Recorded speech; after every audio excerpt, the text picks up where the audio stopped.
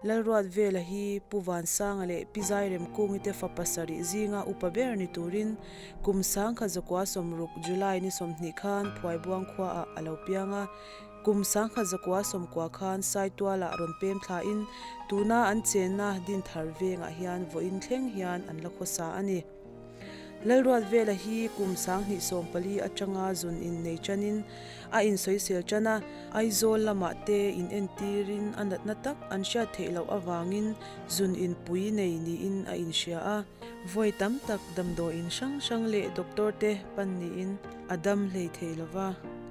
kumsang ni sompakwa kumlai holvel achangin azun in chu amah aya na sazoka aron zwale awangin damdo in panpui le ania anat na takhi an mu hlei theilo awangin damdo in sang sang panpui ania zia amlam apan theilo awangin biopsy lak ania phing cancer ani ti mu anita a zemabo cancer hospital lama in son phei ni in chemo latura ataksa in azolo awangin in lama in enkol turin hopui anita a theitop choa chung le khat laina le chendua thaten kan enkol nu in jun ni som sang ni som ni zanda riat le mi som nga khan chatuan ram minlo pan santa ani tuna ama pualin hun ilo mangang o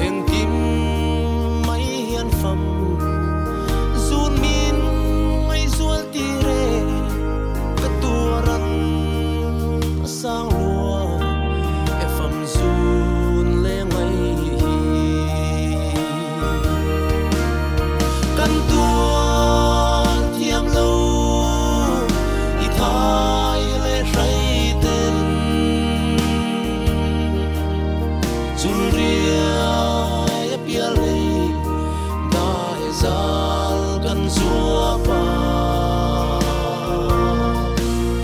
tôn lung mol tuai sama chuan mo run ko har ran ru loi le hia ni moi sin